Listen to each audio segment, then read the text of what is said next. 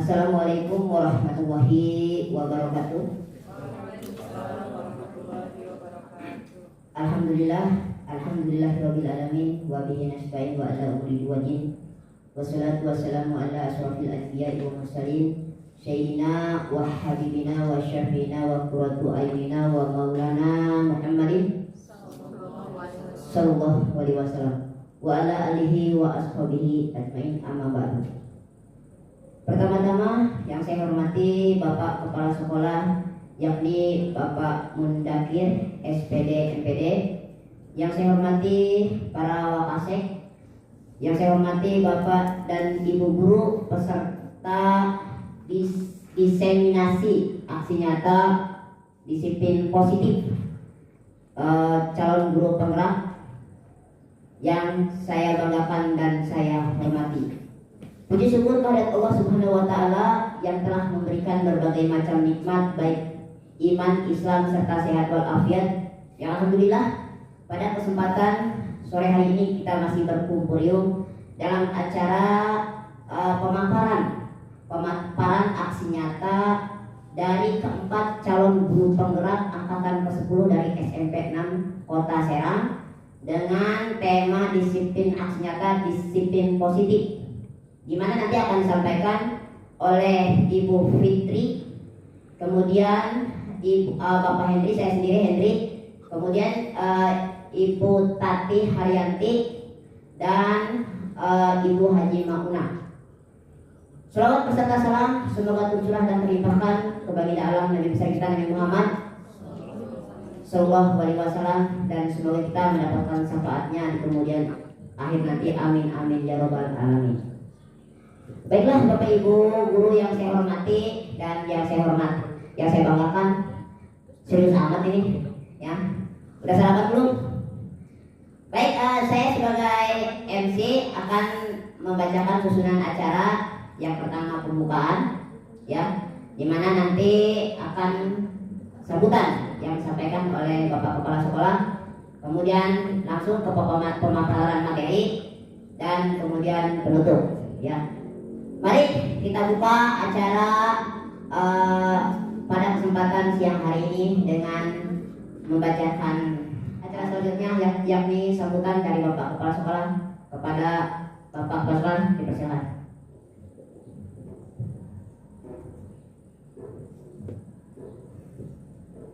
Bismillahirrahmanirrahim. Assalamualaikum warahmatullahi wabarakatuh.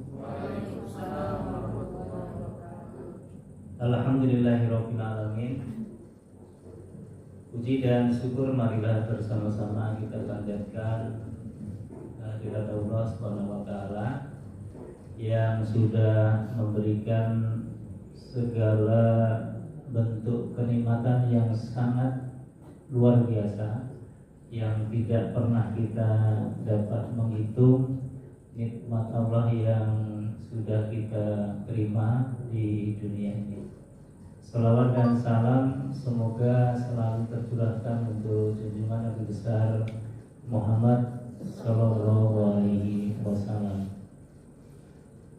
Yang saya hormati Bapak Ibu guru SMP Negeri 6 yang berbahagia, wabil khusus pada hari ini saya berikan apresiasi kepada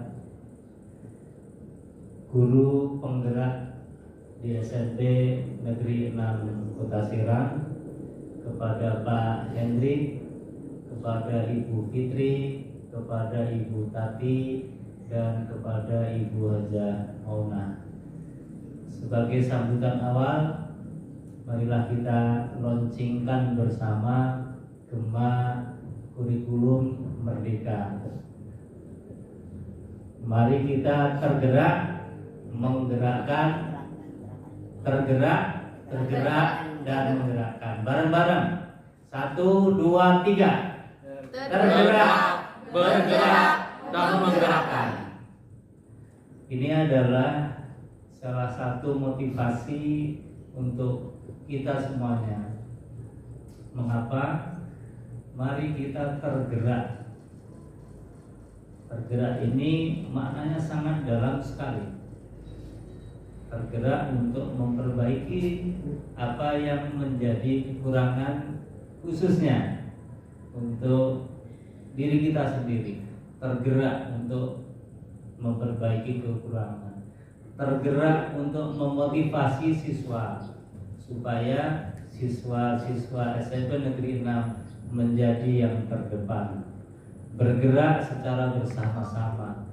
Tidak bisa di satuan pendidikan itu kita bergerak sendiri-sendiri, harus bersamaan. Menggerakkan juga harus bersama-sama. Jadi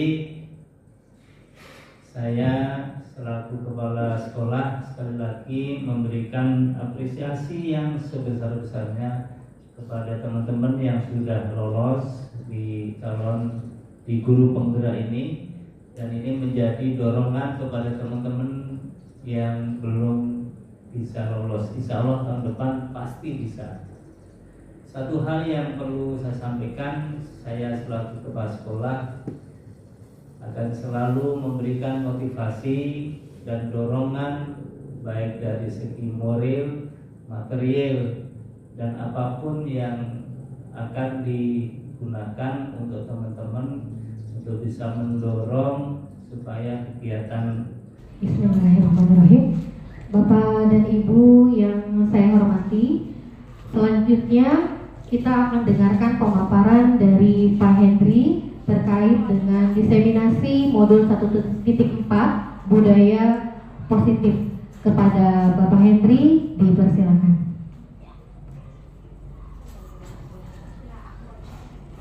Masih tetap semangat?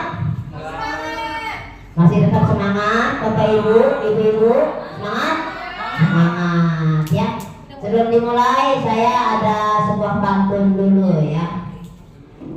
Air beriak tanda tak dalam, air tenang seperti berlian.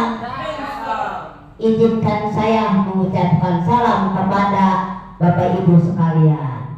Assalamualaikum warahmatullahi wabarakatuh. Baiklah Bapak Ibu hebat, saya di sini akan mempresentasikan hasil ilmu yang saya peroleh selama mengikuti calon guru penggerak, di mana ini sudah pada tahap 1.4 disiplin positif ya. Halo Bapak Ibu ya. Nah, di sini juga bagian dari tugas saya berbagi praktik sama Bapak Ibu ya. Ini harus disampaikan dan nanti ini divideokan juga akan diupload di LMS ya. Di LMS sebagai tugas saya begitu, bahwa saya sudah berbagi praktik sama Bapak Ibu. Oke? Ya, baik Bapak Ibu, ikan hiu, ikan tutut, kita lanjut ya. Dimana di sini materi yang disampaikan diseminasi budaya positif ya. Diseminasi, bukan desiminasi ya. Kalau desi nama seseorang, masa lalu ya. Oke, ini saya Hendri, calon guru penggerak angkatan 10 dari SMP 6. Positif itu ada sub materi yang Bapak Ibu harus ketahui ya. Sub materi. Yang pertama yang Bapak Ibu yang harus pahami di sini yang akan saya presentasikan. Pertama disiplin positif, kedua teori motivasi, hukuman dan penghargaan. Ya sambil makan Bapak ya. Sambil minum yang minum silakan ya. Yang ketiga keyakinan kelas, keempat kebutuhan dasar manusia, yang kelima 5 posisi kontrol. Saya nggak salah mengucap yang kontrol. 5 posisi kontrol. Dan yang keenam segitiga restitusi. Ini adalah materi yang akan saya sampaikan kepada Bapak Ibu guru semua ya. Tetap semangat. Wah masih loyo kelihatan loyo. Nah kalau loyo begini kalau udah sore coba ice breaking dulu, ice breaking ya. Berdiri, ice breaking berdiri ya. Konsentrasi dimulai. Ini mah konsentrasi. Salah bang.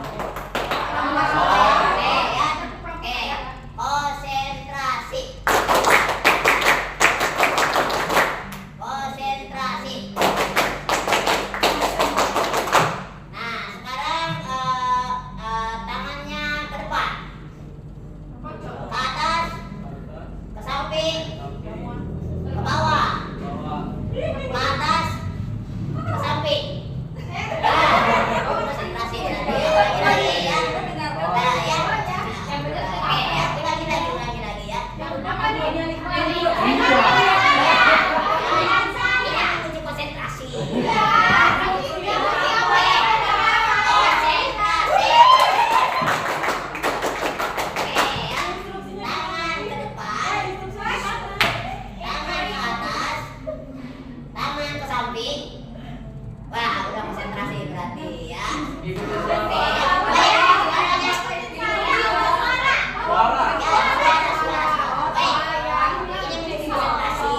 Jangan terjebak sama suara. Baik, ke atas tangannya.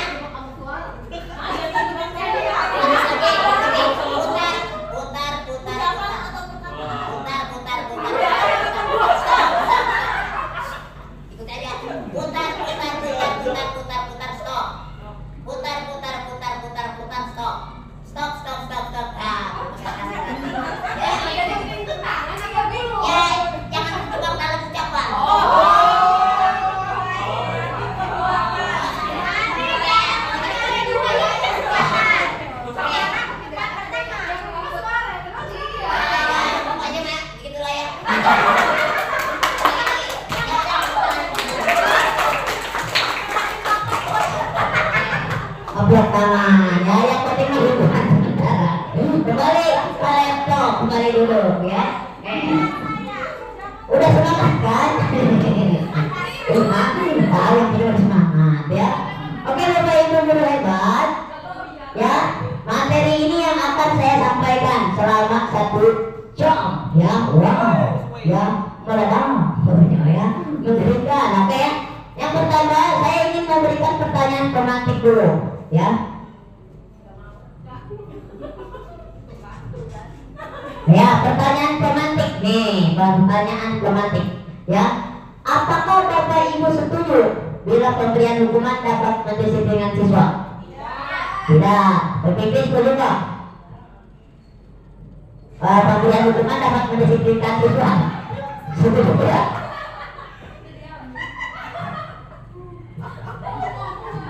Supaya jangan terlalu serius ya. Ayo pemimpin. Ya, sangat setuju. Setuju? Setuju. Oke, pemimpin setuju ya. Pemberian hadiah dapat meningkatkan prestasi siswa, setuju apa tidak? Setuju. Bu Yanwar setuju nggak bahwa hadiah meningkatkan prestasi siswa? Setuju ya. Kemudian guru harus memberikan solusi untuk setiap siswa yang bermasalah, setuju apa tidak? Ayo Yudi. Setuju sangat. Ya, setuju sangat ya. Kemudian guru berperan sebagai teman, setuju apa tidak? Setuju ya. Bahwa pertanyaan-pertanyaan ini nanti berkaitan dengan isi materi yang akan Bapak Ibu terima ya terhadap disiplin dan budaya positif ya. Nah, baik, kita masuk selanjutnya ke materi pada modul pertama. Materi pertama itu baru namanya. Nah, di mana di sini materi pertama disiplin positif dan nilai-nilai kebajikan universal. Nah, ini materi pertama ya. Oke, adanya ya. Oke, pas dulu ya Bapak Ibu. Nah, tadi ada suara azan, kita stop dulu sementara. Baik, kita lanjut ya. Nah, di sini materi pertama tentang disiplin ya. Apa itu disiplin? Disiplin itu berasal dari bahasa Latin ya, disiplina, yang artinya belajar ya. Makna asal dari kata ini berkonotasi dengan disiplin dari murid-murid Socrates dan Plato ya. Disiplin membuat orang menggali potensinya menuju sebuah tujuan apa yang dihargai gitu ya. Namun dalam budaya kita, makna kata disiplin telah berubah menjadi sesuatu yang dilakukan seseorang pada orang lain untuk mendapatkan kepatuhan. Kecenderungan umum adalah menghubungkan kata disiplin dengan ketidaknyamanan, bukan dengan apa yang kita hargai atau pencapaian suatu tujuan mulia ya. Selama ini kan Bapak Ibu mendefinisikan disiplin itu tepat waktu. Disiplin itu tidak melanggar aturan. Disiplin itu karena memang ada keinginan kemauan. Nah, di definisinya definisi disiplin itu ternyata disiplin itu belajar saudara-saudara. Baru ini ya, betul ya? Oh iya, ya saya baru tahu ini ya. Nah, oke ya. Next. Oke ya. Jadi dapat disimpulkan disiplin positif adalah cara menerapkan disiplin yang mengajarkan peserta didik bertanggung jawab dan menumbuhkan kesadaran berdasarkan nilai-nilai kebajikan. Itu definisi disiplin sesungguhnya ya. Bukan berarti disiplin harus kita karena apa sesuatu, bukan ya. Kemudian disiplin dalam definisi lain, disiplin yang dapat mengontrol diri dalam melakukan segala tindakan. Nah ya, jadi mengontrol diri disiplin karena mampu dalam dirinya, bukan karena orang lain ya. Kemudian dapat membuat murid memahami ya, menyadari berdasarkan motivasi internal, bukan akibat paksaan, ujian atau hukuman ya. Nah, jadi disiplin itu bukan karena paksaan ya Bapak Ibu, tetapi benar-benar berasal dari insting, yaitu dari dalam diri. Ya Bapak Ibu, kalau disiplin pagi-pagi piket karena takut kepala sekolah apa karena kemauan diri sendiri, motivasi sendiri? Motivasi diri sendiri. Asa. Jangan-jangan karena kepala sekolah aku harus ikut aturan. Nah, disiplin sesungguhnya harus berasal dari diri, bukan karena ada aturan kepala sekolah. Wah, kalau gue enggak ini, kalau saya enggak pikir takut kepala sekolah. Nah, itu berarti disiplinnya berasal dari ekstern, dari luar ya, gitu, dari luar bukan dari diri. Nah, disinilah nanti diajarkan oleh saya bagaimana disiplin dari dalam diri. Next. Kebablasan. Oke ya. Nah, kemudian dalam disiplin itu ada nilai-nilai kebajikan ya. Nah, nilai-nilai kebajikan, apa itu nilai-nilai kebajikan? Sifat-sifat positif manusia yang merupakan tujuan mulia yang ingin dicapai setiap individu ya. Nilai-nilai tersebut bersifat universal dan lintas bahasa, suku bangsa, agama maupun latar belakang. Nah, ada pun nilai-nilai kebajikan ya.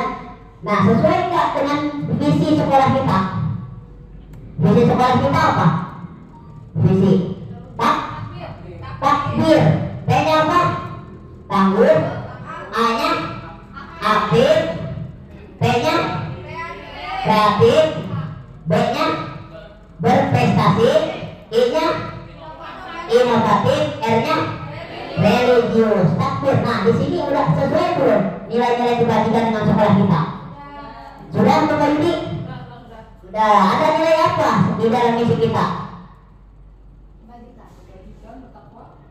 Ada nilai kreatif, kemudian mandiri, yaitu di dalam takbir ya, seperti itu. Ya, iklan tutup, kita lanjut. Baik ya. Nah, bagaimana dengan nilai-nilai kebajikan yang ada di kurikulum Merdeka? Itu ada di dalam 6 dimensi profil pelajar pada Pancasila. Yang pertama beriman, bertakwa pada Tuhan Yang Maha Esa, berkebinekaan global, 3 gotong royong, 4 mandiri, 5 kreatif, dan 6 bernalar kritis. Bisa nyanyinya enggak? Pelajar Pancasila beriman dan bertakwa pada Tuhan Yang Esa dan berakhlak mulia, berkebinekaan global, gotong royong, mandiri, kreatif, dan bernalar kritis. Kita nyanyi bareng-bareng. Bisa? Belum sangat, bisa nggak nih? Oke, yuk kita berdiri, semuanya berdiri ya. Berdiri itu, saya teks nanti dulu ya. Oke, udah disediain ya. Oke, nadanya ya tadi ya, apa nadanya? Oke ya. 3, 2, 1, pelan. Beriman dan bertakwa pada Tuhan Yang Esa dan berakhlak mulia, berkebinekaan global, gotong royong, mandiri, kreatif, dan bernalar kritis. Lagi-lagi ya. Oke.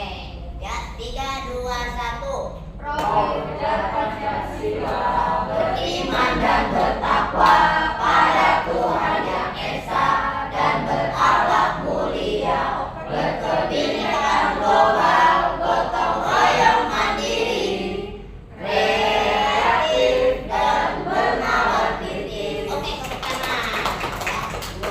Ya, luar biasa. Ya, udah hafal ternyata ya lagunya. Nah, ini ya. Nih nilai kebajikan yang ada di dalam kurikulum Merdeka. Ini ada di dalam 6 dimensi profil pelajar Pancasila yang sudah kita nyanyikan bersama-sama. Oke, ya. Saya amat ya. cubit. Ya baik. Nah, dari nilai-nilai itu akan timbul kesimpulan. Kalau begitu, budaya positif itu apa sih? Nah, budaya positif itu perwujudan dari nilai-nilai atau keyakinan universal yang diterapkan di sekolah atau nilai-nilai keyakinan dan kebiasaan di sekolah yang berpihak pada murid. Nah, saya tak pengen tanya nih, budaya positif di sekolah kita yang sudah berjalan apa saja? Literasi, apa lagi? Sholat duha, 5S. Apa 5S? Sayang, senyum, sabar, salam, senyum, sopan, santun. Apa lagi budaya positif di sekolah kita? Apa? Menjaga kebersihan, green school, ya. Dan apa lagi? SMP 6. Upacara, ya. Apa lagi? Nah, ini nilai-nilai budaya positif yang sebetulnya sudah berjalan di sekolah kita.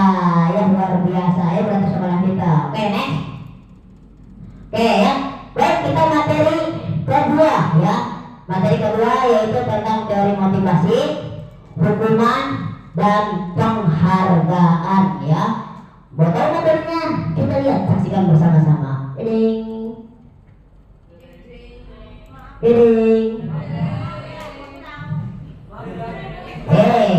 Maaf ya pemirsa. Ya. Oke, ya. Nah, di dalam motivasi, ya.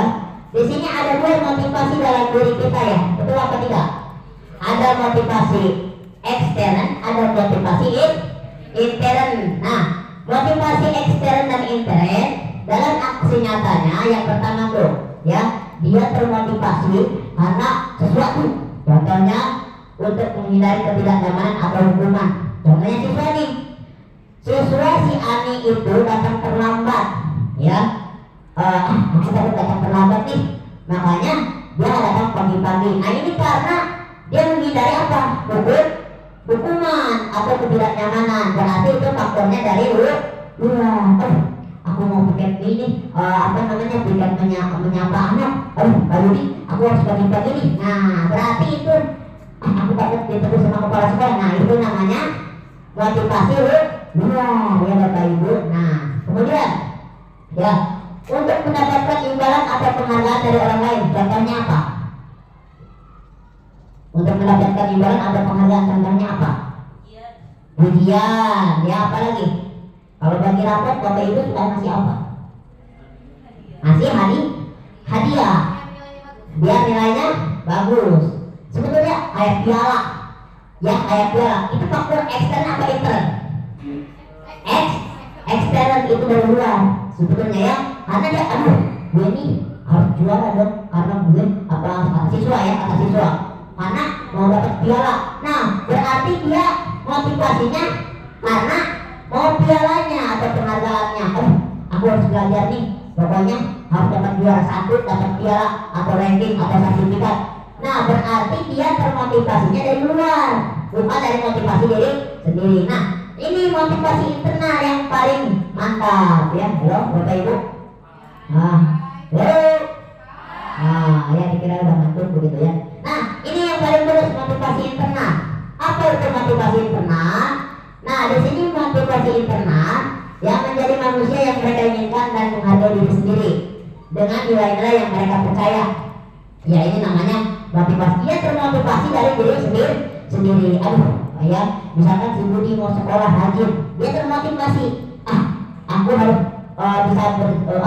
bisa berprestasi, yang tanpa apapun, tanpa hal-hal apapun. Nah, itu berasal dari pribadi, ya. Tuh, contohnya guru apa? Kita nih ikut guru penggerak misalkan. Ya, ini motivasi dari mana? Karena ingin belajar, ingin meningkatkan kualitas diri kita, ya. Bukan pengen jadi kepala sekolah, bukan, ya.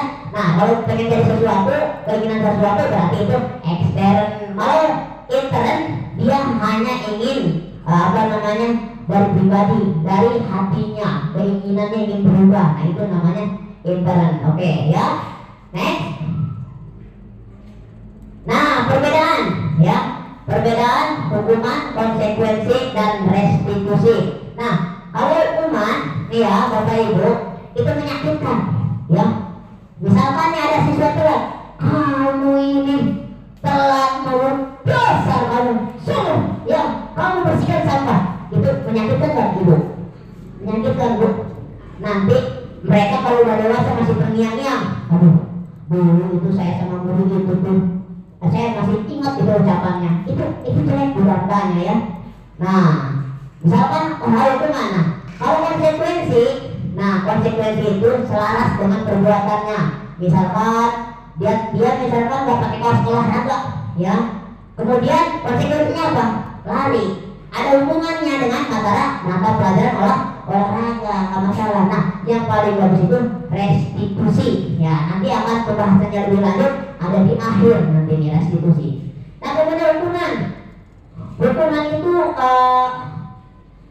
sistem tidak akan berjalan bila murid tidak takut. Nah ya, karena dia ada sesuatu yang kita takuti ya. Kemudian konsekuensi memerlukan monitoring dan supervisi terus menerus dari guru. Jadi konsekuensinya mah ya harus dipantau oleh guru, ya siswanya harus benar-benar selalu dibimbing. Nah ya, jadi tidak berasal dari kemauan anak. Nah kemudian kalau restitusi, murid belajar bertanggung jawab untuk perilakunya ya. Kalau restitusi, nah ya nanti segitiga restitusi ya dibahas. Oke, next. Nah, ini contoh pengakuan apresiasi kebajikan ya. Tentunya saya bacakan kalimatnya ya. Kemarin saya perhatikan rasa empatimu besar sekali pada saat menolong murid baru di kelas kita ya. Nah jadi dijelaskan nilai kebajikannya. Apa nilai kebajikannya kalimat pertama? Rasa empatimu besar sekali. Nah jadi selama ini kan misalkan kamu sudah menolong Andi ya, udah gitu aja. Padahal nilai kebajikannya juga disebutin ya. Nah apa nilai kebajikannya ini mah? Terima kasih ya udah diambil buku ibu. Nah harusnya nilai kebajikannya ditonjolkan. Terima kasih ya sudah mengambilkan buku ibu atau bapak. Kamu sangat luar biasa nak, dan kamu sesuai dengan karakter kamu yang berjiwa penolong. Atau sebutkan nilai kebajikannya. Ya selama ini kan hanya kata kalimatnya saja tanpa ada nilai kebajikannya. Kalimat kedua bisa ada yang bacakan? Bupati bacakan kalimat kedua. Kalimat kedua. Saya menghargai kepedulianmu pada saat kamu membantu teman-temanmu di tugas kelompok. Nah, di sini ada kepedulianmu. Nah, bukan hanya saya menghargai dalam tugas kelompok, ya. Tidak ada nilainya.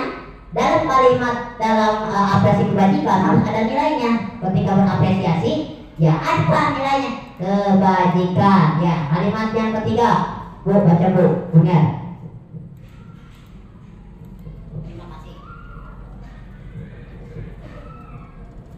Terima kasih untuk rasa tanggung jawabmu pada saat kamu memungut kertas-kertas yang berserakan di lantai.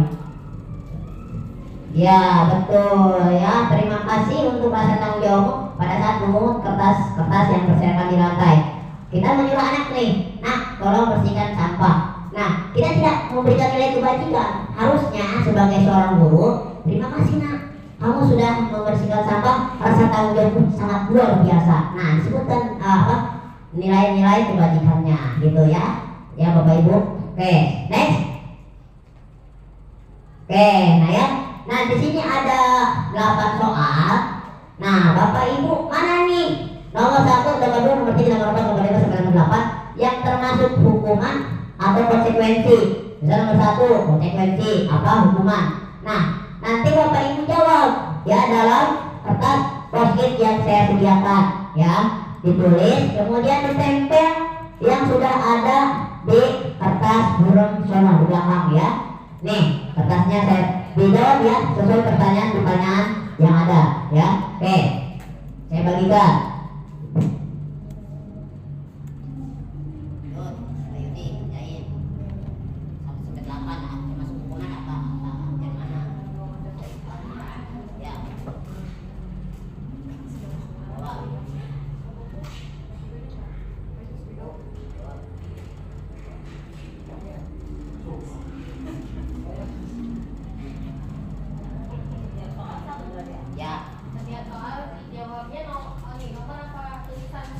tulisan dong ya. Nanti misalkan nomor 1 hukuman ditempel di nomor 1 ya.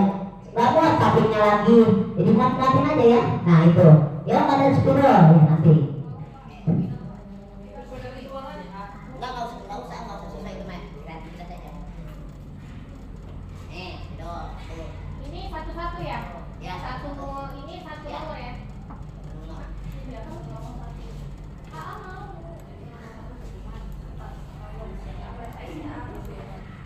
Yang ditulis yang mana ya?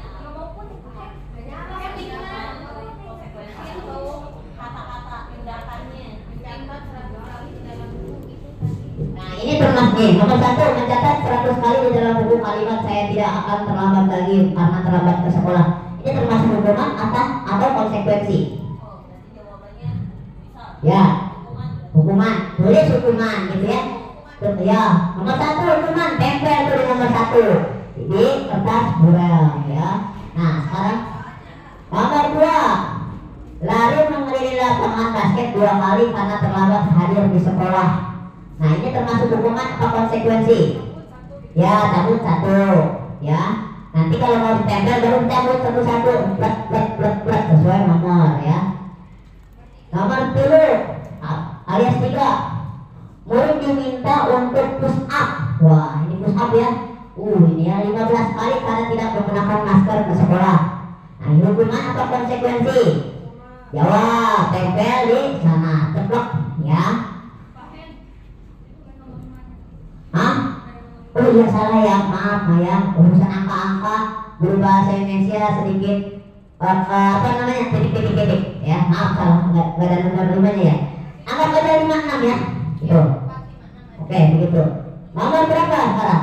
4. Menggantikan kertas tugas yang telah dicoret-coret. Nah termasuk hukuman atau konsekuensi? Menggantikan kertas tugas teman yang telah dicoret-coret, hukuman atau konsekuensi?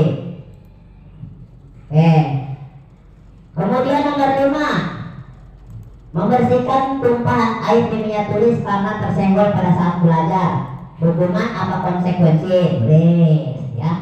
Nanti tempelnya sesuai nomor ya.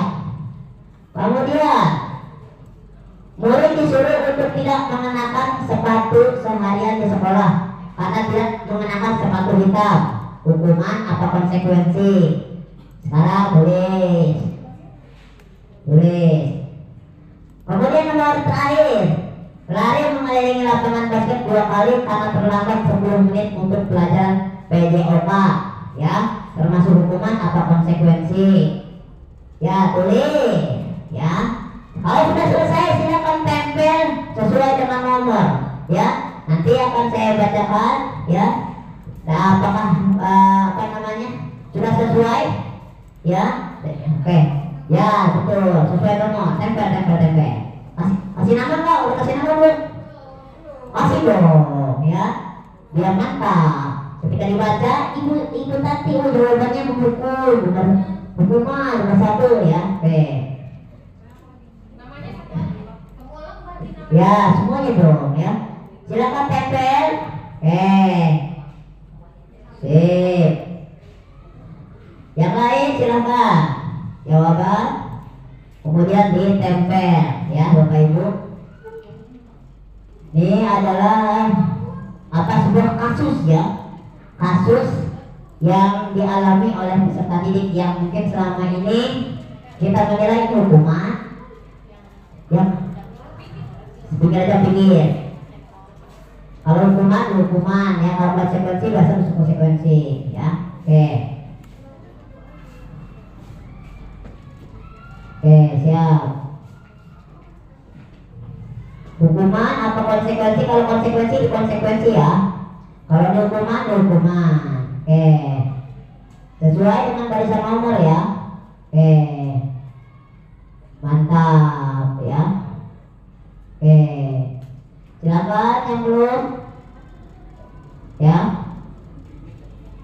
Soalnya ada di layar tulis ya. Di anyboard ya. Oke ya. Oke, mantap. Nah ya.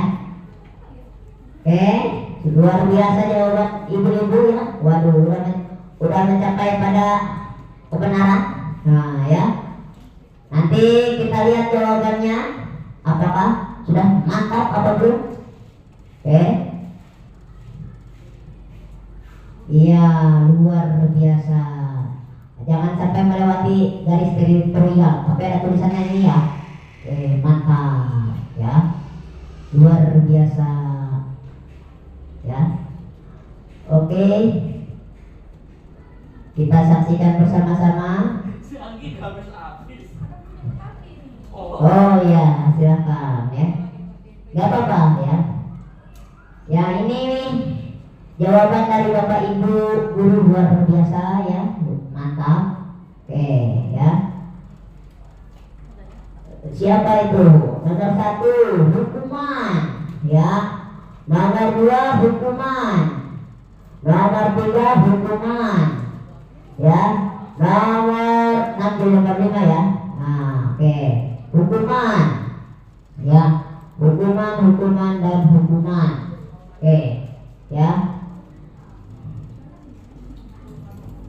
Oke, yang sudah silakan kembali ke tempat duduk.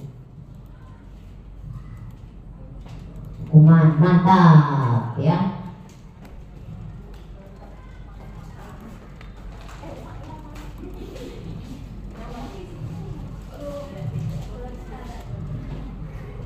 Oke.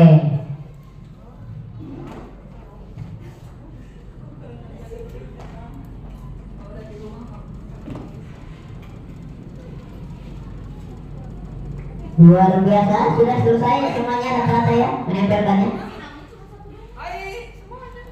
Oke ya. Udah nggak apa-apa yang sudah ditempel? Ya.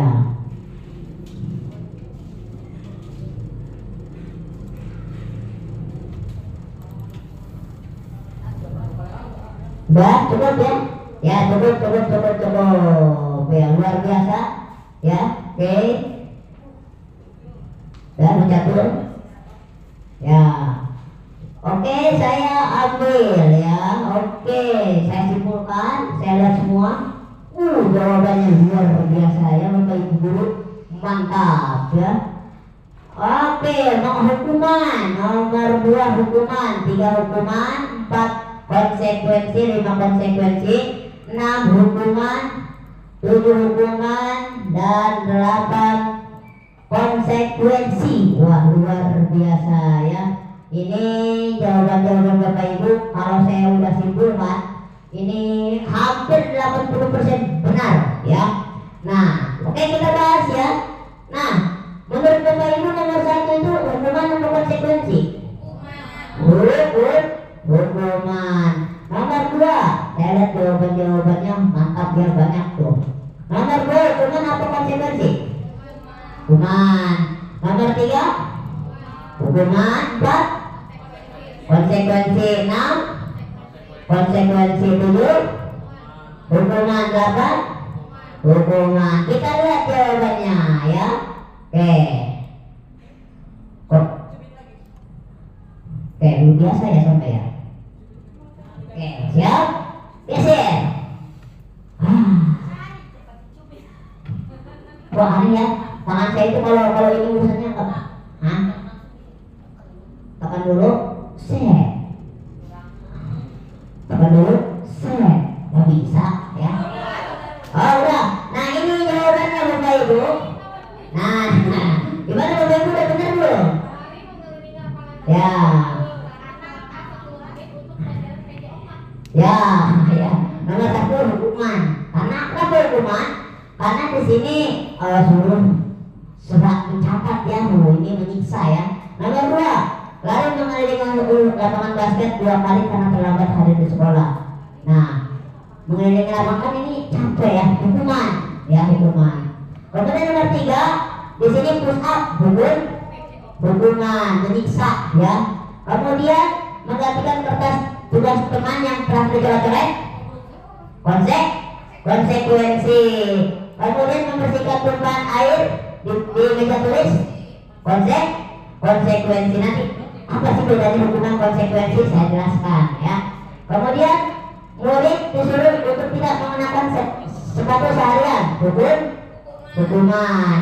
Lari mengelilingi lapangan basket 2 kali termasuk konsekuensi. Nah, sekarang saya tanya, terus bedanya konsekuensi hukuman di mananya coba? Ada yang bisa?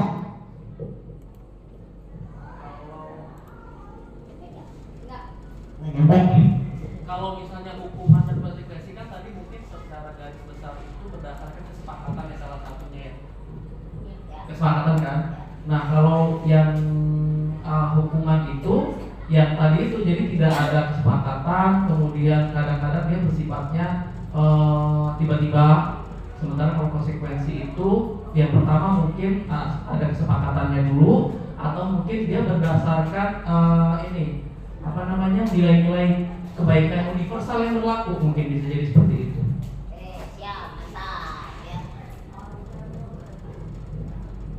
Ya, terima kasih kepada Bapak Jun ya sudah menjawab ya. Betul ya. Bedanya gini, kalau konsekuensi itu ada keterkaitan. Bapak Ibu, contohnya begini nih ya. Kalau hukuman itu ada keterkaitan. Contohnya begini ya. Lari mengelilingi lapangan basket 2 kali karena terlambat 10 menit untuk pelajaran PJOK. Lari dengan PJOK ada hubungannya nggak? Ada keterkaitan nggak? Ada ya, itu namanya konsekuensi ya. Jadi ada hubungannya lari dengan olahraga ya. Ini belajar matematik hukum lari, ada juga ya. Nah, ini ada itu perbedaannya. Kemudian menggantikan kertas bukan teman yang telah dicoret-coret, digantikan lagi dengan kertas, itu konsekuensi. Itu perbedaannya, keterkaitan. Nah, sedangkan yang lain tidak ada kaitannya. Itu perbedaannya hukuman dengan konsekuensi. Ikan hiu, ikan cucu. Kita lanjut. Bismillahirrahmanirrahim.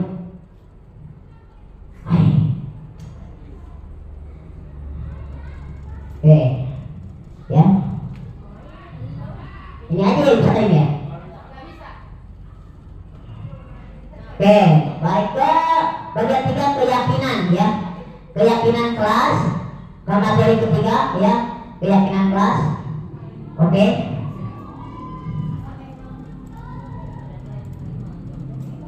Hah?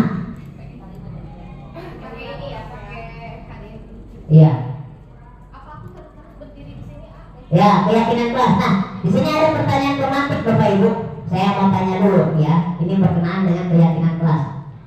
Mengapa kita memiliki peraturan tentang penggunaan helm saat mengendarai motor? Kenapa sih kita itu naik motor harus pakai helm? Buat apa coba? Takut ditilang, pelindung kepala, keselamatan ya. Nah, pertanyaan kedua, mengapa kita memiliki peraturan tentang penggunaan masker dan cuci tangan setiap saat? Kenapa kita harus pakai masker dan cuci tangan setiap saat? Ya, menghindari virus, kesehatan juga ya, kebersihan juga, nah ya. Nah, di sini untuk mendukung motivasi itu kita kembali ke nilai-nilai yang selama ini Bapak Ibu pakai helm karena apa sih? Karena diri sendiri. Kebanyakan kan takut ditilang, takut hukuman kan? Nah, sebetulnya kalau keyakinan kelas itu, keyakinan kita itu kembali kepada nilai kebajikan dalam diri kita ya, bukan karena hukuman, bukan karena sesuatu hal lain ya. Itu ya, kita harus menggunakan hal bukan karena takut ditilang. Kebanyakan takut ditilang ya. Oke, next ya. Oke, nah kalau begitu keyakinan kelas itu apa? Nah, keyakinan kelas itu adalah nilai-nilai kebajikan universal yang telah disepakati secara tersirat dan tersurat.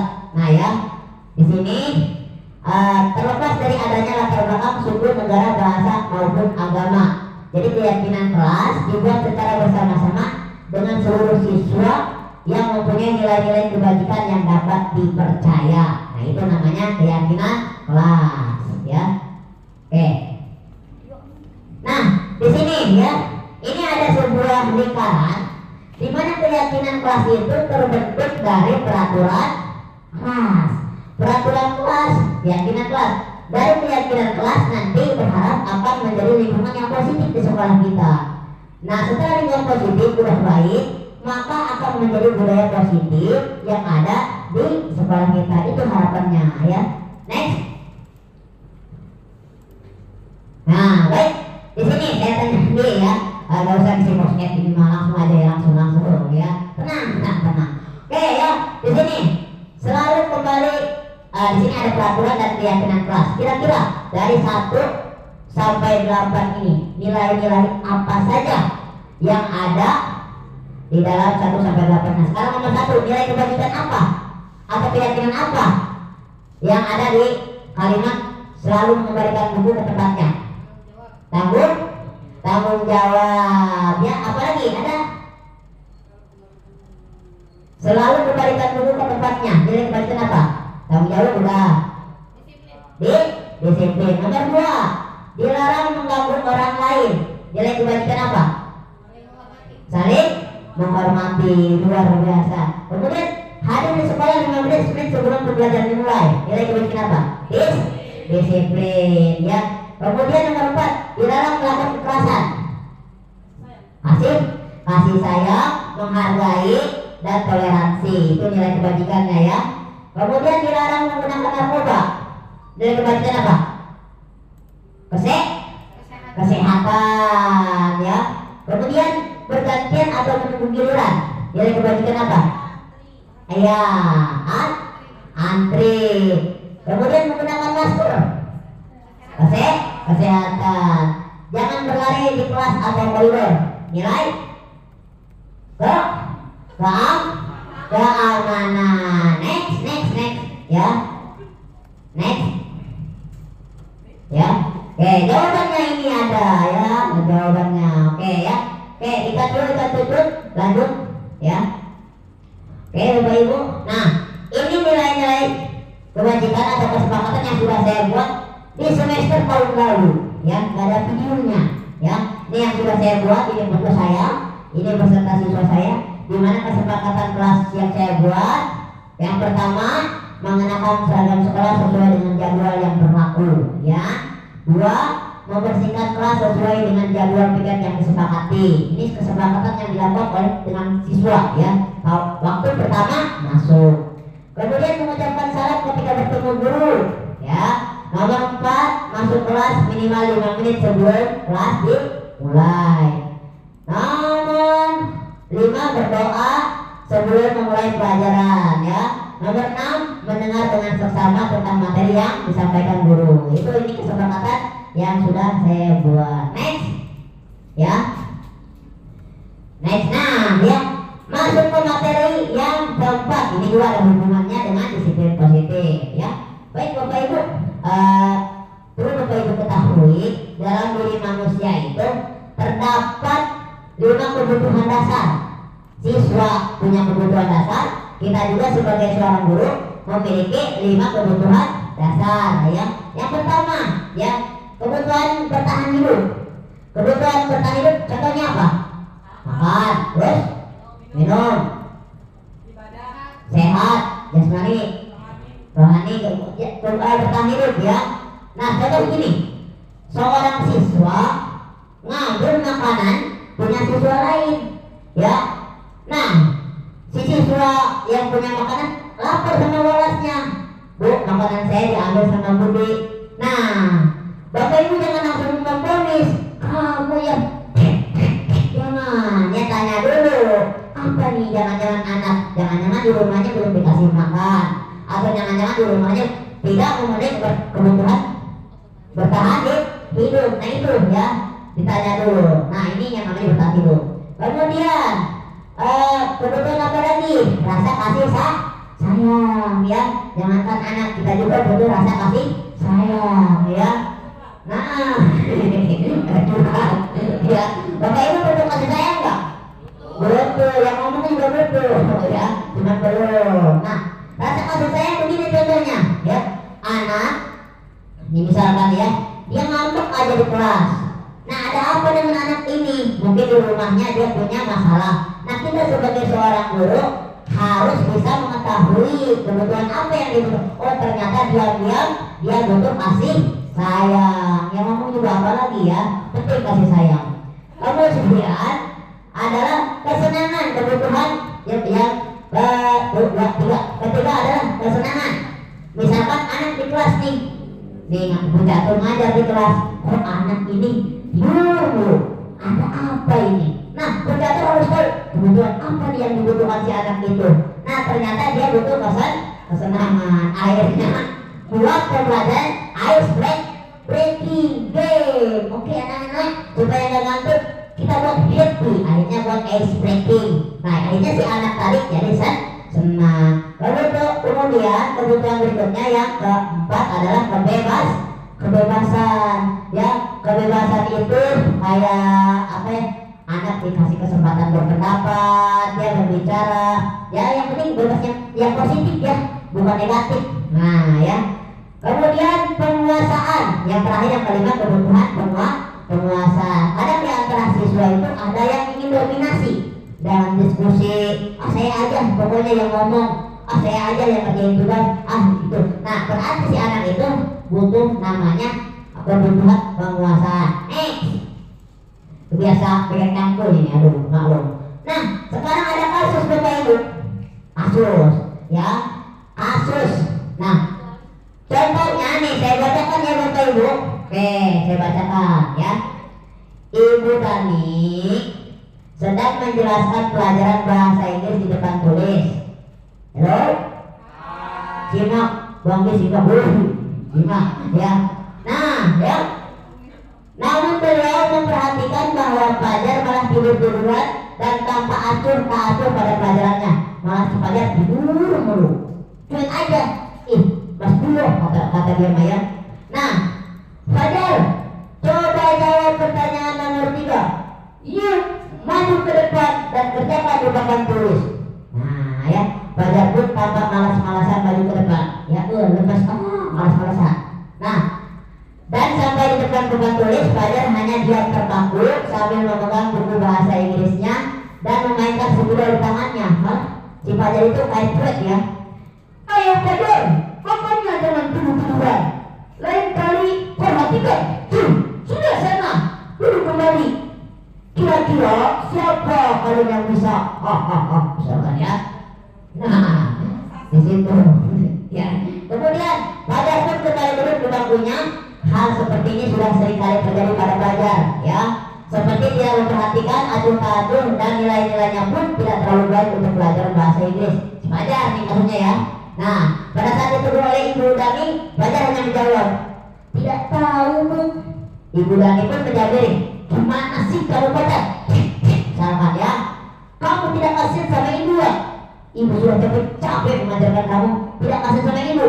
Dan Fajar pun hanya dia membisu ya. Next, coba kebutuhan apa yang dibutuhkan oleh dari 5 kebutuhan tadi? Kira-kira Fajar itu kebutuhan apa yang dibutuhkan oleh Fajar? Coba ibu dulu. Kebutuhan kasih sayang. Oke, pegang. Kebutuhan kasih sayang. Oh, kebutuhan kasih sayang ngomong kali. Kebetulan Ibu Fajar kebetulan kasih sayang. Jangan-jangan yang ngomong begitu kasih sayang. Ya, apa lagi yang ngomong? Nah, menurut Ibu Tati, Fajar itu dari 5 kebutuhan itu kebutuhan apa yang dibutuhkan Fajar saat itu? Jangan pribadi ya. Kayaknya pribadi kesenangan. Oke, Fajar butuh kesenangan. Ya, nggak apa-apa ya. Oke, yang lain kebutuhan apa selain kasih sayang, kesenangan, apa lagi? Ya, itu jawabannya ya. Nah, itu tentang 5 kebutuhan dasar pada siswa sama kita juga ya. Kita juga next. Oke, nah sekarang kita yang kelima, posisi kontrol seorang guru. Ingat ya, nggak salah saya sebutkan kontrol ya. 5 posisi kontrol seorang guru ya. Ya, yang pertama adalah kembali ke laptop. Nah yang pertama menghukum, serius dong ya. Menghukum. Yang kedua teman. Nah, nih guru nih kita guru nih. Nah, posisi ibu guru ada di mana nih? Nah, ini pembahasannya ya. Apakah bapak ibu guru ada di penghukum posisinya? Ada di sebagai teman? Ada rasa bersalah? Pemantau atau manajer sekarang nih bapak ibu? Nah, oke, saya bahas dulu. Nah, next. di sini. Aduh, kita dulunya. Oke ya, tenang, bisa dibahas. Kembali lagi ke awal. Oke ya, kalau Quran, kembali lagi Bu. Kesekret tadi, ya baik, seperti masa aku ya, surat. Nah penonton, Bapak Ibu, posisi misalkan penonton itu begini Bu, apa-apa anak dihukum, ya, seperti kasus ibu siapa tadi? Ibu Dani. Nah itu penghukum, ya, atau mungkin Bapak Ibu ya, kalau ada siswa yang biasanya salah itu penghukum, itu namanya penghukum. Kemudian sebagai teman, ya. Posisi guru sebagai teman itu adalah dia itu seringnya sama guru siapa sih? Misalkan sama Bu Yulia aja. Ketemu Bapak Ibu, hampir nggak level atau guru lain, ya. Ketemu Ibu Tati, siapa sih Bu Tati? Nggak level. Dia hanya mengadakan satu guru saja yang dia senangi, ya. Tuh, itu namanya posisi guru sebagai teman. Makanya guru jangan bahkan dengan dekat dengan jangan, yaitu bukan solusi ya. Seperti yang ngomong bukan solusi. Kemudian ketiga, membuat rasa bersalah. Ya misalkan ada siswa guru lihat di gerbang, wali kelas misalkan, gurunya datang, si Rizky datang, mampu telat, ya, apa nak kamu, ibu malu nih, selama ini kalau bapak telat, nanti ibu akan gimana sama kepala sekolah, nanti bapak ditanya-tanya, dikira bapak gak bisa ngurusin kamu, maaf bu, aku merasa bersalah nih kalau begitu. Nah itu namanya membuat merasa bersalah. Nah kemudian pemantau itu ada guru ya di depan gerbang, datang siswa telat. Rizky telat lagi, ya bu maaf, kamu tahu peraturan sekolah enggak? Dibacakan sama Bu Yulia, dibaca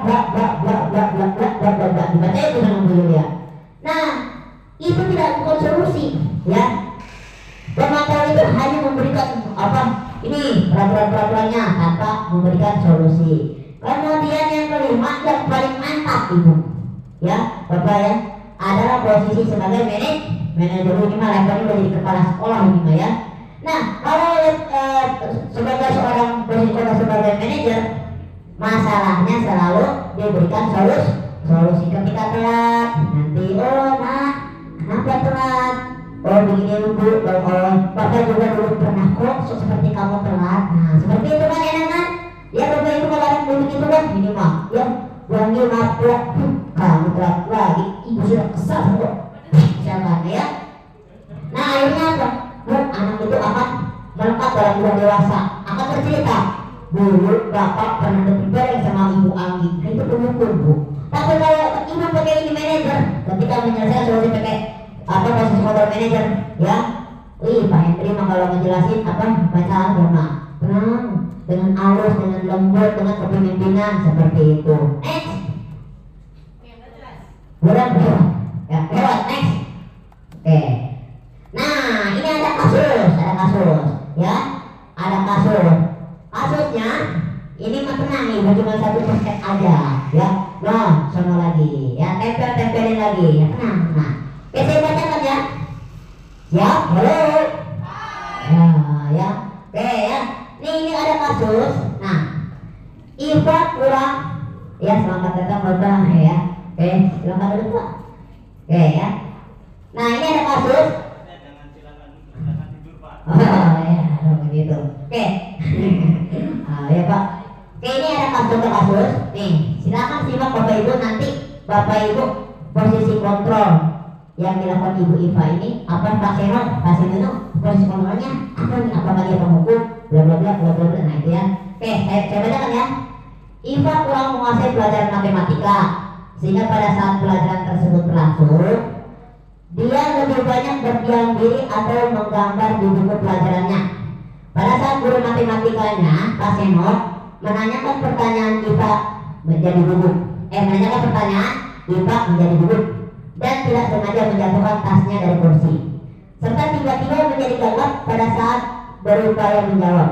Seluruh kelas pun tertawa melihat perilaku Iva yang bicara tergagap dan terkejut tersebut. Pak Seno pada saat itu membiarkan teman-teman Iva menertawakan Iva yang tergagap dan malu di luar sana, yang malu luar biasa maksudnya. Dan malahan minta Iva untuk maju ke depan dan berdiri di depan kelas sambil menunjuk hidungnya karena tidak bisa menjawab pertanyaan Pak Seno. Kelas makin gaduh dan anak-anak pun tertawa melihat kita di depan kelas memegang ujung hidungnya. Nah, next, kira-kira Bapak Ibu, posisi kontrol Pak Semok itu sebagai apa? Ya, sebagai pemukul. Kalau pemukul apa alasannya? Silakan Ibu Jambon.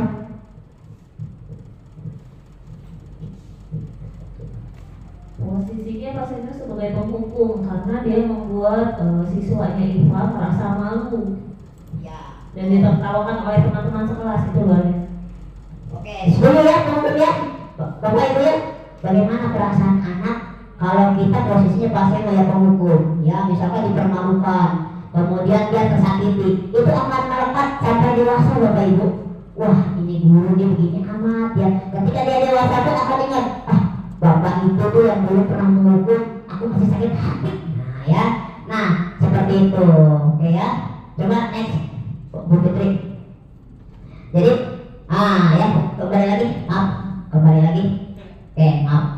Nah, jadi seperti itu Bapak Ibu, posisi kontrol dalam pasien itu adalah pemukul. Nah, sekarang nih ya, posisi kontrol Bapak Ibu selama ini di SMP 6 itu, apakah Bapak Ibu sebagai pemukul, apakah sebagai teman, membuat rasa bersalah, atau sebagai manajer, atau sebagai pemantau, atau sebagai ya? Nah itu silakan Bapak Ibu tolong jawab posisi Ibu. Dikasih nama ya, Ibu Yulia. Posisi kontrol saya selama ini di SMP 6 sebagai apa ya? Nah silakan di post-it ini untuk dijawab. Kemudian ditempel Ibu Yulia bagian pemukul, tempel ya. Kemudian Ibu Fitri bagian teman, ditempel di bagian teman. Silakan, ini post-itnya saya bagikan. Satu aja Pak. Satu, kena. Posisi aja. Ya, dari posisi aja. Ya. Posisi kalau yang paling pentingnya Nah, kan kalau kita di kelas itu kadang pernah jadi pemukul, ada ya, bebas. apa diambil yang paling dominan. Yang dominan aja dominan. Satu, jawabnya boleh satu atau dua. Ya, dominan aja Ibu adanya di mana posisi kontrolnya. Ih, pengen lebih dari satu. Jangan masa sih semuanya. Kan itu kan Kondisi emosinya ya. tergantung situasi. Oh gitu. Iya, kadang bisa jadi teman ya. Kalau anaknya keselin model siapa, kita bisa gitu kan keselnya. Kalau lagi keselnya anak-anaknya dibut aja, pasti ada. Oh udah. Kalau ketemu Oke, sip. Ya Ibu ya, pokoknya mah Ibu posisinya sekarang dari 5 posisi kontrol, Ibu posisi ada di mana? Ah, saya mah kadang berubah-ubah tergantung siswanya. Kadang ada siswa yang membuat saya harus pemukul, kadang saya harus menjadi seorang yang pemantau atau sebagai teman. Nah, silakan tempelkan di sana, nah, ya sesuai dengan namanya ya Bapak Ibu, ditempel di bawah ya. Silakan tempel, nanti kita bahas, kasih nama ya. Oke, tempel dong ya. Ya satu di antara itu nggak apa-apa, tempel. Misalkan dulu ada di rasa bersalah, nggak apa-apa, tempel di rasa bersalah ya. Berbuat rasa bersalah, tempel silakan, nggak apa-apa, tempel. Kalau rasa bersalah itu kita merasa kamu gak enakan tuh, guru gak enakan kalau rasa bersalah. Nah, cobalah datang disiplin ya. Itu bapak ini gak enak nih, ya. Nanti bapak kalau ngajarnya nggak benar ditegur kepala sekolah. Itu rasa bersalah gitu ya. Nah ya, satu aja satu. Ya tempel, silakan tempel ya. Oke, ditempel. Ya, posisi Ibu ada di mana tuh Bapak ya selama mengajar di SMP 6? Ya, apakah di pemukul, rasa bersalah, pemantau, kalau pemantau yang dia itu menghukum anak selalu yang dibicarakan aturan tanpa memberikan solusi ya. Ingat, ini aturan sekolah kita ya, itu pemantau ya. Nah, bagaimana? Oh teman, kalau teman itu ya biasa dia hanya ke kita, kalau guru lain nggak mau. Misalkan siswa senangnya senangnya ke ibu catur aja yang dia senangi. Kalau ke guru lain enggak, itu kurang baik juga ya. Kayak anak-anak, kalau pelajaran saya senang tapi giliran pelajaran Bu catur misalkan nggak suka, itu nggak baik juga buat saya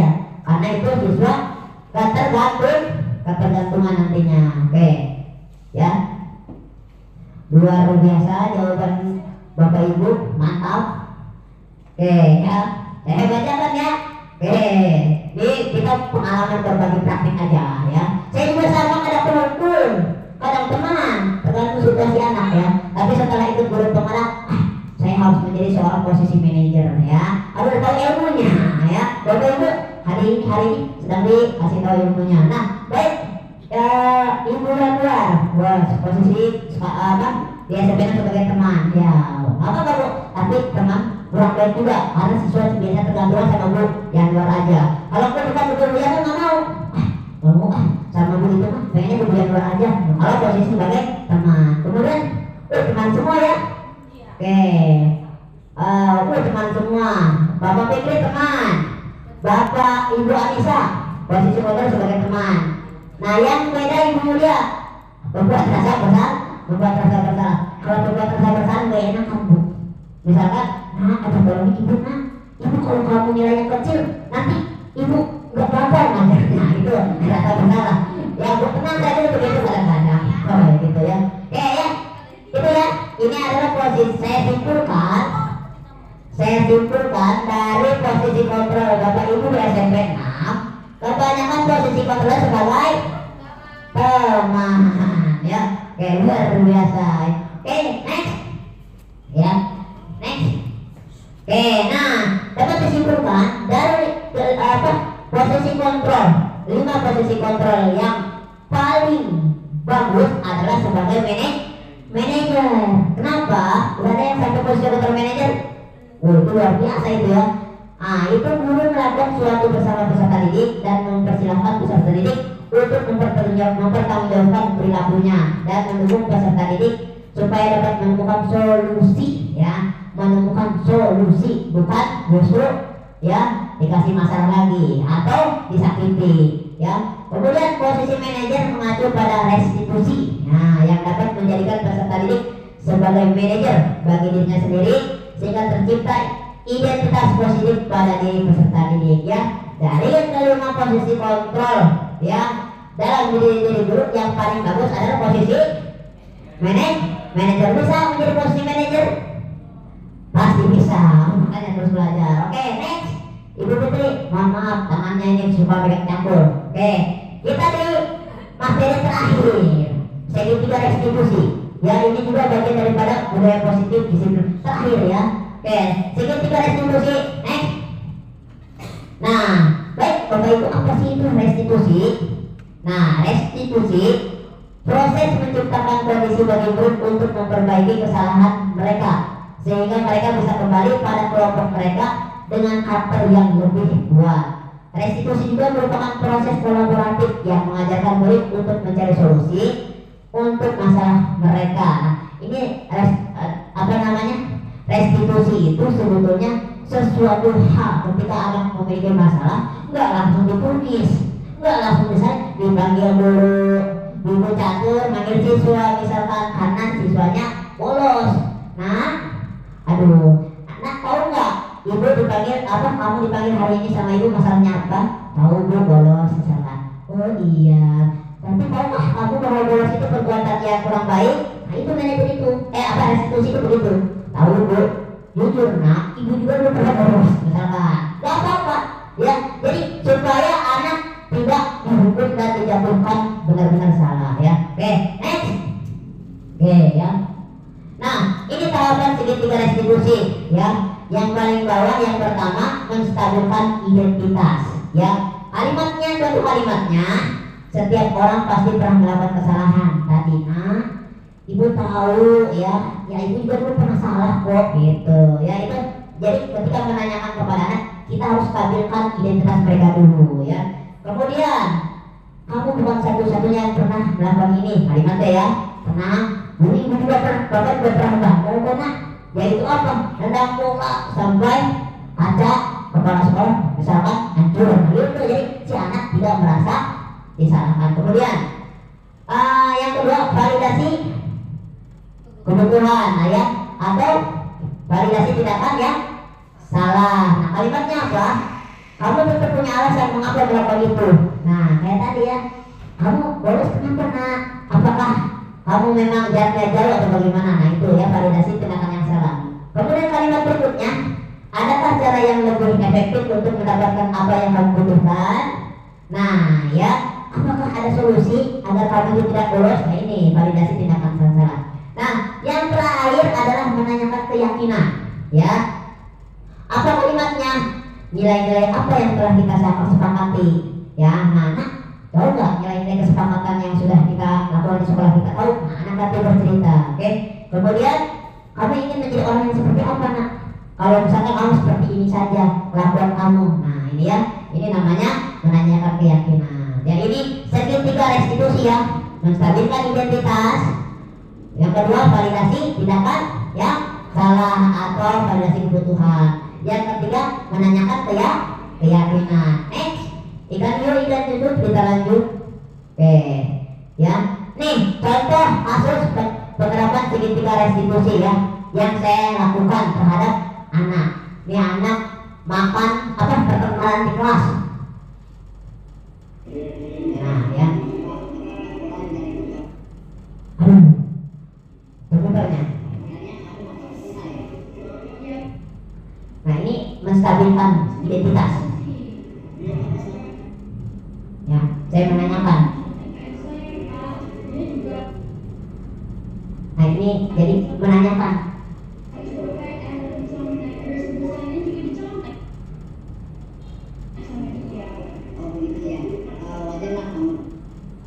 Wajar.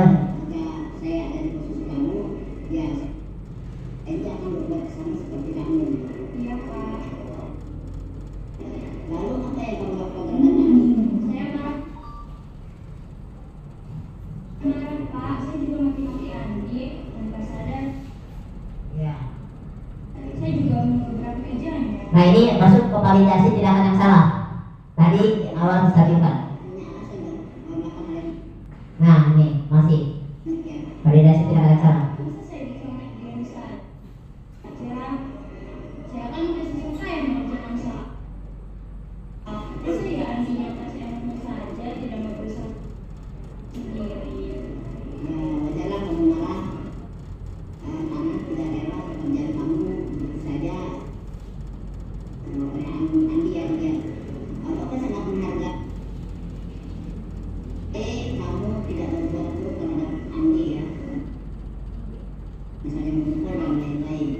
Ya si Andi.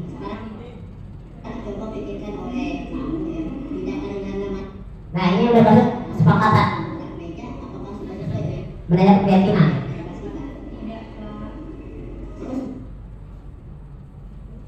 Menurut kamu keyakinan kelas apa yang sudah dilanggar? Iya. Nah betul ya. Menurut kamu saling menghormati antar teman itu penting gak buat kamu? Penting. Ya, kamu bersedia memperbaiki masalah ini? Saya bersedia Pak. Nah, apa yang akan kamu lakukan? Ya, ini udah masuk ke menanyakan keyakinan ya. Nah, ibu kalau ada kasus-kasus anak seperti ini, gunakan segitiga restitusi ya. Ya, jadi jangan pakai emosi. Itu akan sakit hati. Bayangkan kalau kita jadi anak bu, kita nih jadi anak nih, dimarahin sama orang lain, sakit nggak? Sakit bu. Apalagi sakit sama seseorang yang mengucapkan dan orang itu pernah dekat sama kita. Wow, ya. Next, ya. Nah ini salah satu contoh penanganan yang sudah saya lakukan terhadap anak. Nah ini dialognya, ya. Dialognya pertengkaran di kelas. Di sini dimana menstabilkan identitas, ya. Tidak nak, Bapak mendapat laporan dari ketua kelas, katanya kamu habis bertengkar ya. Nah dengan lembut dan dengan asik ya. Nah kita bilang, iya Pak, habisnya kesel sih, gitu. Nah kita sebagai guru, kenapa kesel, gitu ya. Nah si Nana bilang, Andi terus-menerus mencontek hasil pekerjaan saya Pak. Bukan hanya PR, tugas-tugas lainnya juga suka dicontek gitu. Terus kita sebagai guru, ya, oh begitu, wajarlah kamu merasa marah dan kesal. Jika Bapak ada di posisi posisi kamu, Bapak juga akan berbuat hal yang sama. Enak bukan berarti dengan anak? Enak ya, Pak? Enak kan? Gitu, bukan apa-apa. Siapa yang nyontek? Nanti aminnya akan Bapak bagi, dipanggil. Nah, udah boleh ya? Nah, itu namanya. Nah, udah pokoknya ya. Oke, nah sekarang validasi tindakan yang salahnya apa? Nah, ini anak. Sekarang coba pikir malaikat tindakan tindakan marah sampai menggebrak meja, apakah sudah sesuai dengan keyakinan? Nah, ini keyakinan kelas ya, menanyakan keyakinan ya. Nah, sesuai dengan keyakinan kelas kita. Oh ini ya, potong itu ya. Oke, ini ya. Ini adalah salah satu contoh dialog antara kita bagaimana menyelesaikan masalah dengan siswa. Next, ya. Next. Nah, ini umpan balik dari siswa ya. Jadi si Indana merasa, oh iya, penanganannya warahmatullahi wabarakatuh. Saya Imena Syafa dari kelas 8G SMP Negeri 6. Saya senang sekali diajak berdiskusi untuk dapat mengendalikan amarah saya karena perilaku teman sekelas saya. Untuk itu, saya harus lebih banyak bersabar dan saling menghormati. Terima kasih. Wassalamualaikum warahmatullahi wabarakatuh. ya seperti itu ya. Anak umpan balik terhadap penanganan yang dilakukan oleh PH itu luar biasa. Berarti saya setelah ditangani, dia akhirnya tahu oh ternyata apa yang dia perbuat itu salah dan bukan karena paksaan gitu ya. Oke, next. Tuh, oke, kita memberikan solusi kepada anak ya.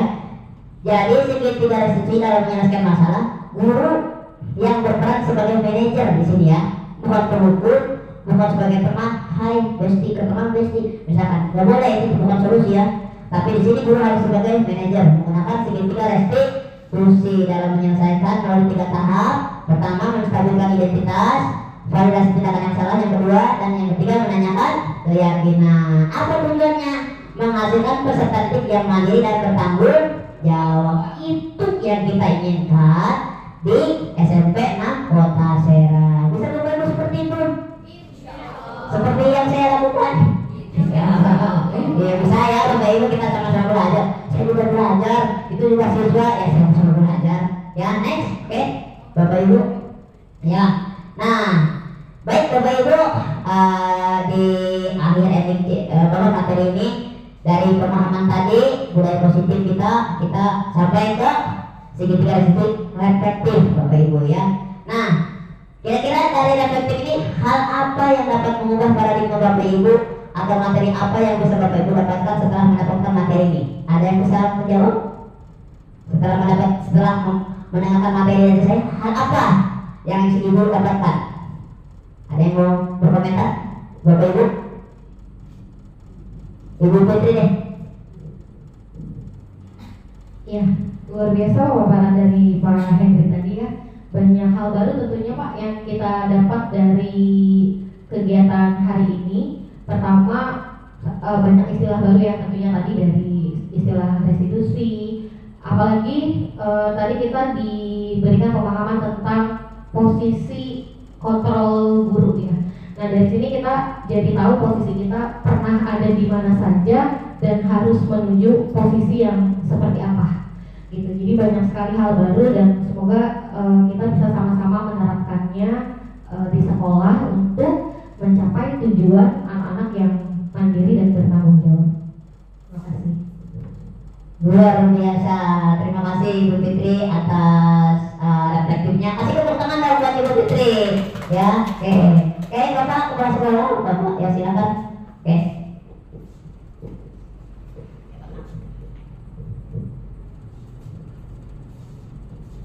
Oke, hal baru yang saya dapat meskipun hanya berapa menit Bapak tadi?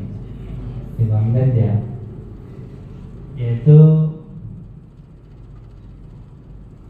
perubahan itu memang diawali dengan yang seperti ini ya.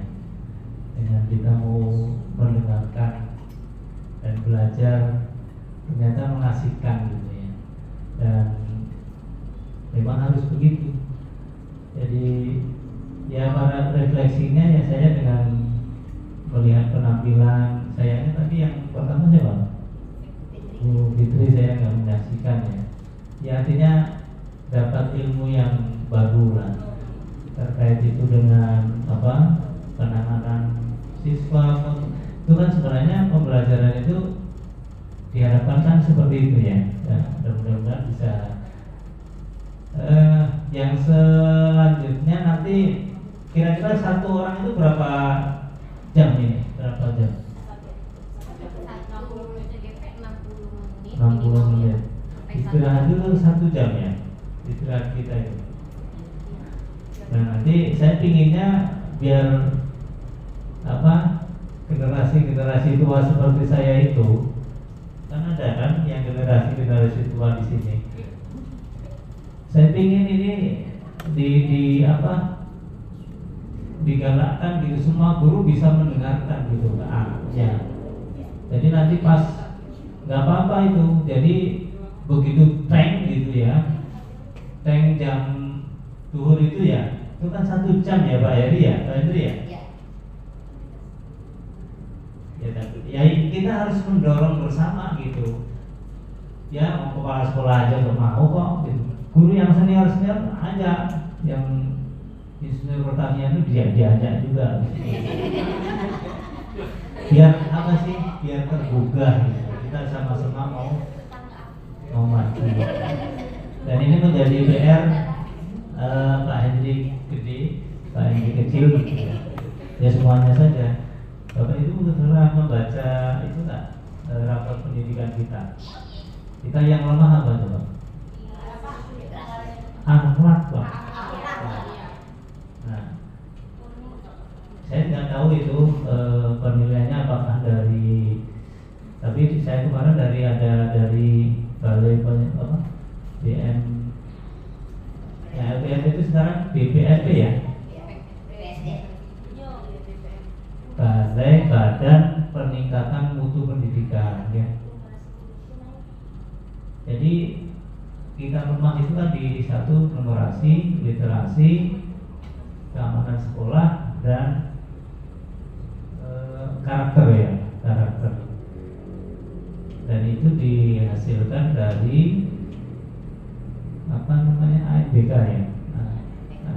Jadi ternyata menjawab anak-anak itu lemahnya kan di dalam membaca literasi. Jadi menjadi PR dan target kita nanti di tahun 2025 itu sudah hijau semua. Ini menjadi tanggung jawab bukan kepala sekolah semuanya. Karena tunggang atau apa ujung tombaknya itu adalah Bapak Ibu semuanya. Dan tadi benar Pak, yuk kita ajak itu guru-guru yang senior itu untuk mengikuti. Dan itu juga melatih mental juga guru-guru. Kan ini melatih mental itu. Dan AA juga ternyata bisa berbicara. Nanti kalau kita keluar mengadakan kegiatan apapun udah beda lagi, terbiasa. Kalau mau diulang mah enggak, ya presentasi. Tapi kalau enggak ya udah. Nanti yang dua siapa? Bu Maunah sama Bu Tati. Hadirkan semua guru semua. Tapi nggak usah nyediain konsumsi. Ya ini kalau sore ya kan. Kalau siang kan nggak usah. Yang penting Bapak Ibu mau hadir. Saya senang loh itu. Ya artinya saya juga punya ilmu baru gitu ya. Ada segitiga. Yang setahu saya kan segitiga apa tuh? Karena ada segitiga. Dan harapannya apa yang disampaikan itu sebenarnya apa sih untuk diterapkan di sudahkah kita gitu. Oke, terima kasih karena saya mau nonton bola ini. Saya pamit dulu. Kasih tepuk tangan buat Bapak General kita ya. Terima kasih Bapak ya. Irak ya. Ya siap. Ya Pak. Ya. Oke, makasih Bapak atas kehadirannya ya. Sudah memberikan refleksi juga ya. Oke. Refleksi yang kedua ya. Perasaan apa yang muncul dari Bapak Ibu selama mengikuti kegiatan ini, terutama pada dari disiplin positif? Perasaannya? bahagia. Oke ya, maka slide berikutnya. Nah, kita akhiri ya pertemuan hari ini ya. Luar biasa Bapak Ibu sudah datang menyimak materi dari pemaparan yang saya lakukan. Nah, sebelum saya mengakhiri ada sebuah pantun ya. Bukan ya. Nah,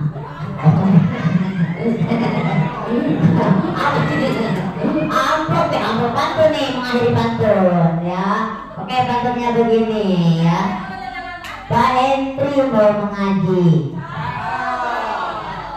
pulangnya bawa ini besek ya. Ya, pulangnya bawa